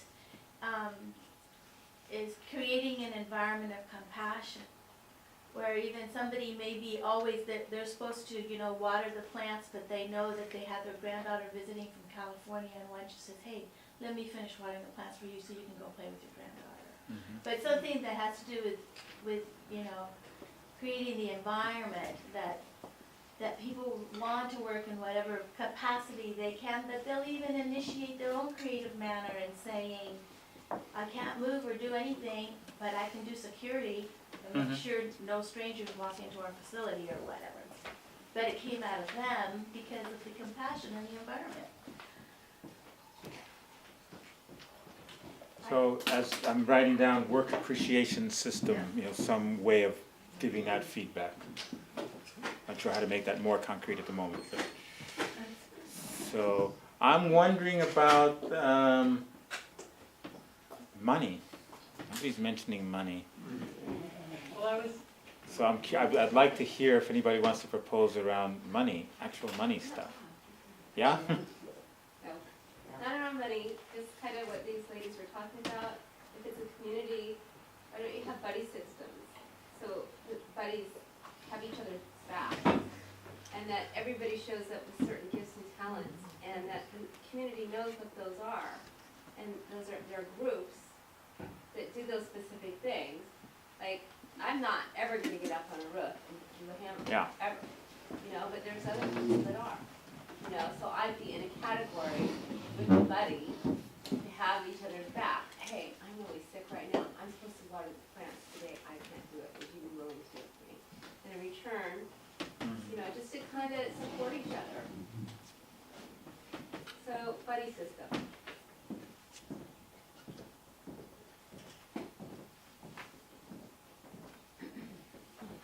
To ensure work gets done. Yeah, and I'm going to put that as pointing towards the working circles that are determining their work. So it's within the work circles that some of that would be happening, that you would know who's not doing something and you'd get that feedback. I was wondering about the penalty, like it might be a bad word and those sorts of things. I don't know how that fits into these kinds of groups. I don't like that so much. Well, I'm going to put something here and see what you do with it.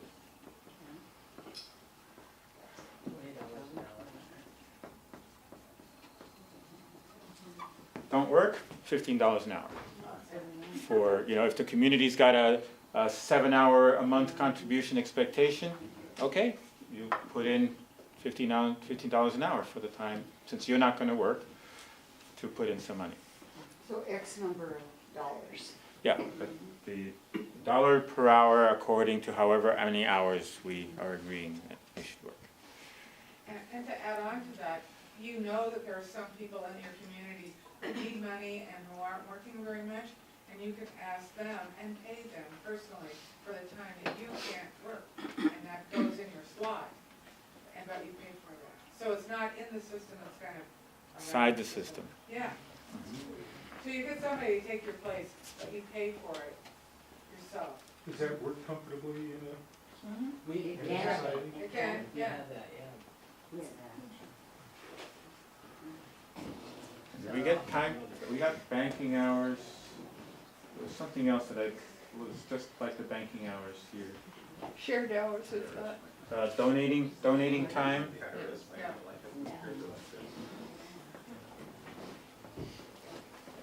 So maybe along with banking hours that you are also donating hours, if you wish.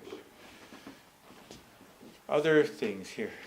Yeah, I think most of what's been discussed is around how to maximize the value of our work. But the thing is, people who don't work. So we can have great plans for how to differentiate the hours and the values and all that, but if the people aren't working, they're not working, it doesn't matter. So the last two things that we've talked about have to do with when people aren't working. And I think that I would say, if you're calling for opinions, it's my opinion that there needs to be a very clear process outlined that says, if you haven't done your work, then maybe there's some committee that approaches you to help understand why you're not doing your work, and to make sure that you're educated about the necessity of the work and the work that can be done, and to ask you when you're going to do it, and then to explain that if it's not done by that time, here are the consequences. And then the consequence, so first it starts with you know, approaching the person. And then you start implementing consequences. And then the consequences can escalate, that there's actually penalties for not getting it done.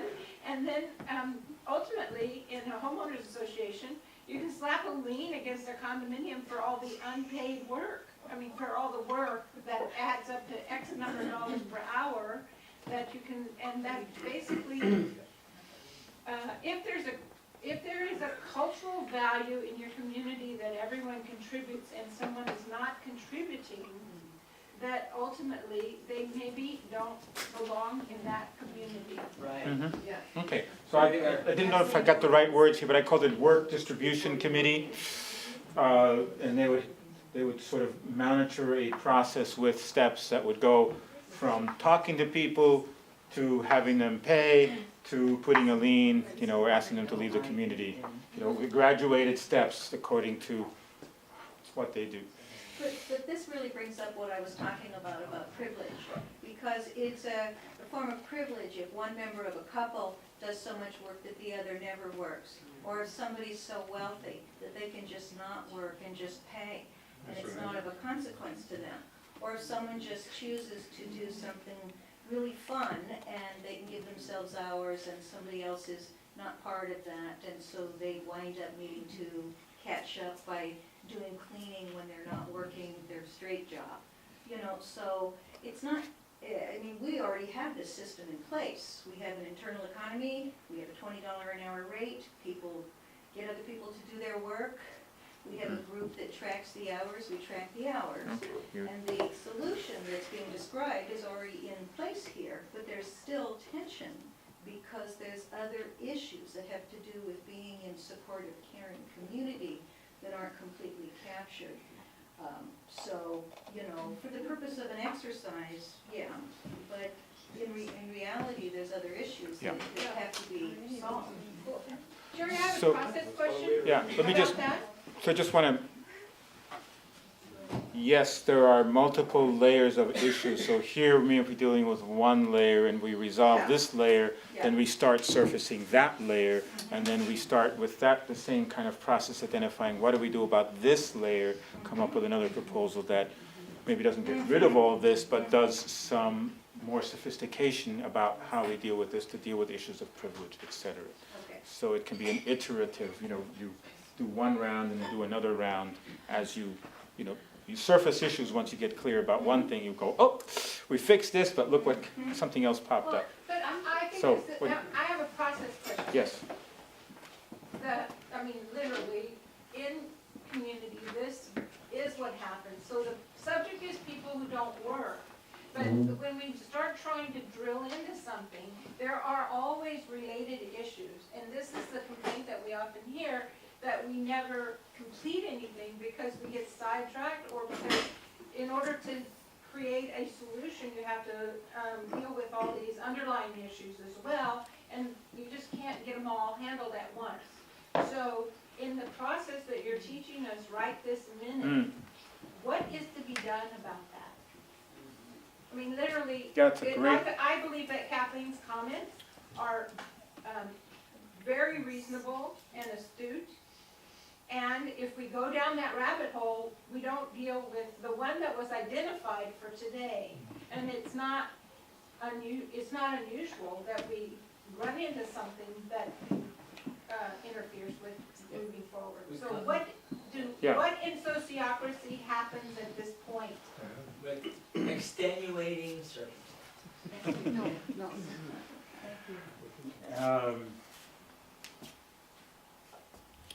You know, I don't know that sociocracy has a particular special statement about that. I go to my simple things of if you're overwhelmed, you're thinking too big. If you're bored, you're thinking too small. So it's about chunking it. Can we deal with this piece? And so what you probably do here or elsewhere is you create your bike rack or your parking lot. You know, so okay, we've got our, you know, parking, you know, bike rack. You know, privilege. We want to get back to that. You know, what else? We named something earlier. I forget what it was, the stuff that we erased. But we might have something else there. Can we narrow this enough to move to some, you know, something that we can try and see what happens? You know, perhaps this issue of privilege won't come up. You know, we'll do this, and it's like we thought this would come up, but it's actually not rising in our practice. Or we do our practice and this stuff blows up in our face huge. We won't really know how big this is until we do something and see the effects of what we've done. You know? So if we kept, is that correct? If she really felt like it couldn't work for the community because of issues related to privilege? Yeah. Or is that just a personal opinion on her part? And that's, you know, knowing when it's what, you know, what really constitutes a reasoned and paramount objection is something that I feel like we need more information about. Yeah. And in this exercise, we were still just talking about opinions, and we hadn't Right. moved to that place Yeah. of proposal. We haven't moved So it's to- kind of getting ahead of the process, and my comment was just meant to illustrate the opinions and considerations. And that's what I was asking my community, the theoretical model that we're doing Yeah. now. Could you please consider my concerns before we get to the proposal? Because as a community member, after I've heard that my community is hearing my concerns and considerations, and I can see we're not ready for that, we need some kind of work policy, we need to move forward, that's up to me to make the decision to go with the proposal and raise an objection or not. And, you know, that's when, as an individual, I refer to other values. But I only raised what I said now because I thought we were still talking about the opinion stage of proposal. So, you know, the basic thing in sociocracy is try. Yeah. Do something. Mm-hmm. Do something so that you can learn from experience. And you evaluate. Hmm? And then evaluate. Yeah, do something so you can learn from that experience and evaluate. So holding up decisions because you want to fill it with all the possibilities means you don't actually get to try something. That's right. So the goal is to, let's do something, even if it's imperfect, even if we know it's imperfect, because we want to learn from experience. The danger with consensus historically has been is that we blow it up with everything. And then it is so huge that people quit, they're overwhelmed, and it becomes something you can't even carry out. So in reality, So- I'm struggling with the fact that we have so many different elements up there that on the right-hand side, Yeah. that we would get bogged down in not being able to do anything. In other words, in reality, there's a lot of juxtaposition So let me- of values and contradictions in that could totally stall people. Yeah, let me just check. So, like, here's the list of elements. Are they covered in some way? So, health issues. I'm seeing that, you know, is that covered by banking hours and donating? Yeah. Does that seem like it covers?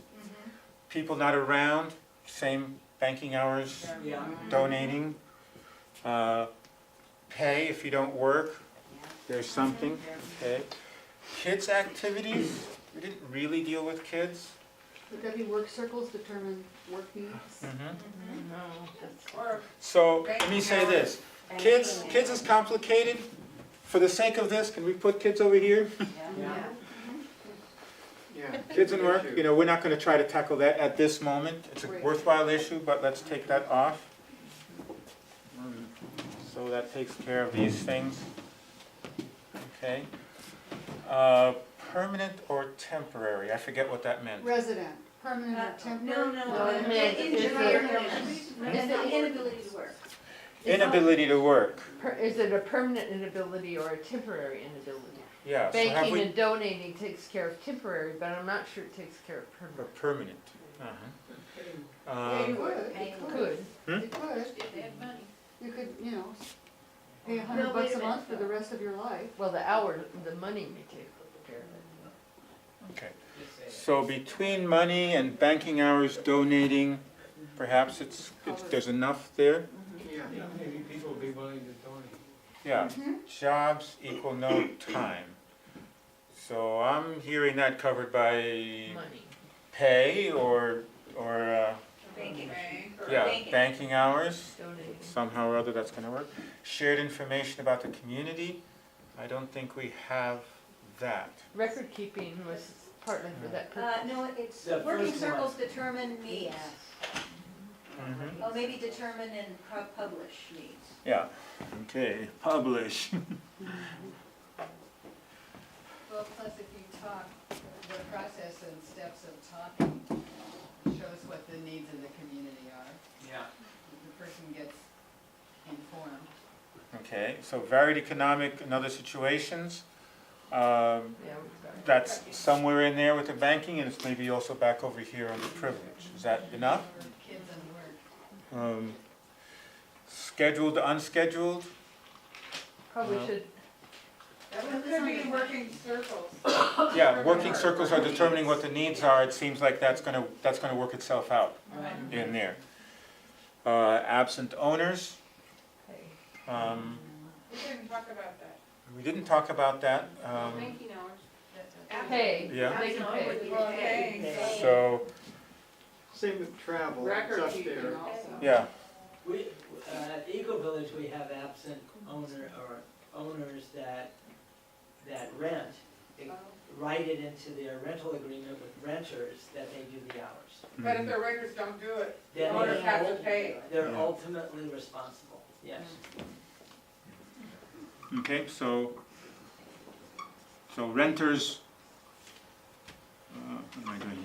I have to say that renters are some of our best Yes. workers. Yeah, Yes. renters, Just trying to give a yeah. thumbs up. I for hear renters. that. Renters work or owners pay, or absent owners pay. Yeah. Right, okay, so we got that. Donating time, we got that. Range of contribution, I don't know that actually, I think I might not fit here either. Right. That's kind of a different issue in terms of resentments about that. But if the basic pay or not, work or pay is different from that. Life phases, that seems to be covered. Clear expectations. The Working circles determined. yeah, and what is the agreement about number of hours? They're having to be, when you move in, you have to be very Yeah. clear about that. Couple does, one person of the couple does all. That seems to be covered by banking hours and donation. I don't think so, I think it's a policy. Yeah. No, but I think It's a policy decision as to whether or not that is allowed, that's okay, or every single adult over 18 works 9 hours a month. Isn't it just a subcategory of donating? Yeah, it is. Yeah. If if the plan is 9 hours a month and I do 18, because my partner's the one who's making all the money, and Yeah. happy to me doing the community labor, my partner does the work. Unless the policy says that that's not the intention of banking or donation. Because we That was want, my Yeah. point, but, because we want Like people ours does. involved. yes, Mhm. it's intentional. So, I think for our purposes it works though. And that goes back to expectations. Yeah. That would be a different issue. Yeah. so this is sounding like a different, I mean, their banking hours can cover some of that, but if there's a different aspect of that, then that sounds like it belongs, to another one of these Right. different things. Okay. Consequences, that's 15. talk, pay, Right. lien. All right, so we've got all the issues are covered in some way. Part of, that's the end of phase, we're kind of closing up phase 2. Are all the elements that we named, have they been addressed? Or Yeah. have we missed anything? Yeah, I was curious about one thing. Would this take place all in one day, or I could see the people don't work part, you name them, and then people can go away and maybe do research about how other Yeah. organizations handle this, Yeah. and then come back, and Yeah. you'd even have more ideas. so there are multiple ways of doing this kind of process. One is, I'm a member of the Participation. the work distribution committee. And gee, I don't know what to do about this issue. We don't know what to do about this issue, so we're here to gather your input. We've gathered all this, we've got all these opinions of yours. Now we're going to take this and we're going to go off and we're going to come up with a proposal. And because this affects the community so much, once we actually come up with our worded proposal, we're going to come back here and see what you think of it. We'll hear what you think of it, and then we're going to go off and we're going to make the decision. Because it's in our circle's domain to make that decision. Yeah. It won't be decided by the whole community. It will be decided by whatever circle's got that responsibility. And then if some people don't like it, they can appeal, they can shout. But it won't just get stuck here in the large group. Okay. So here.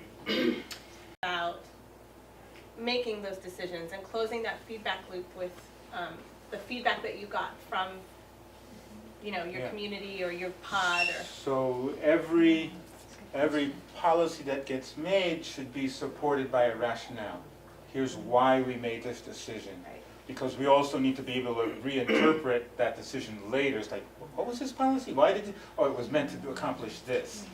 The what it was meant to accomplish may not be in the policy, but it's in the rationale. And there's a term date for evaluation. And the simple evaluation might be just, is it working? How is it working well? What's not working well about it? More, there can be other kinds of evaluations, like, well, a survey of the circles and saying, have there been work elements in your circles that have not gotten done? Now that we've had this system in place, are there things that aren't getting done? Or is everything getting done? Good enough, minimally at least. Are people actually paying? How many things got to here? How many people are actually paying instead of working? In my community, we have one person who's paying instead of working. So that's useful to know. Are there 15 people paying instead of working, or is there one, or none? So that's a little bit of data that you can then use to sort of evaluate and understand the impact of what you've done. Yeah. Do you ever get to the place where you go?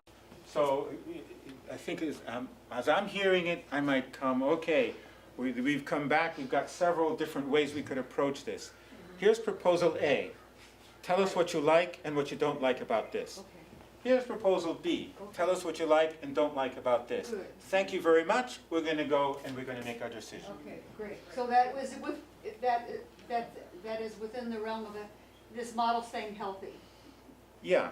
Okay. The two elements here that I want you to keep hearing is feedback, feedback, feedback. We make the decision. Yeah. It's not the whole group. It's whoever has got the domain of authority makes that decision after they've received feedback. And you know what? Some people are not going to be happy about the decision that was made. That is life. Can they live with it? Is it good enough? It's like, we cannot be in every single co-op. I can't be in the transportation co-op and the food growing co-op and the housing co-op and the work co-op. I don't have enough attention. I have to let some of those things go. I have to say, you all make those decisions. And I might like some of them and I might not like some of them. But I'm not going to be a member of every single thing in life because I can't. I don't decide what's going to go on the shelves of the supermarket. Maybe I'll be involved with the food co-op and help decide what goes on the shelves in the supermarket, in a co-op. But I don't want to then also be deciding which kind of cars we're going to buy in the transportation co-op. It's just too much. So part of it is about letting go, and it's hard for us who live in communities sometimes to let go because we live here and everything is being decided together. Hold on, let me see if I want to see where we're at here. Differential value of activity. Differential value of activity. I'm going to see if I can walk through this. Okay, here's the proposal. We're going to have a statement about how we value activities, not just what we quote-unquote label work. We'll have a system of keeping track of hours. So we can understand how much it's costing us, to do things. And in relation to that system, as people put in time, we'll track what they're putting in, and they can donate their time to others who might need it to fill their minimum requirement. Circles will determine their work needs, including identifying what's priority, which then ties to differential value. If there is a need for differential value of different work, that the circle can determine that and make sure that those things are taken care of. If people don't work the standard number of hours, they'd be paying $15 an hour. They could pay directly into the system, or they could have somebody else do that work for them, where they feel cared about enough to be able to be vulnerable, and therefore we can enter into a compassionate connection about how to support that, instead of jamming them, you're an idiot, where it's like, okay, if they, the challenge is they need to be able to recognize where they're at, and that they're having some impact on others, and not everybody's in a place to do that.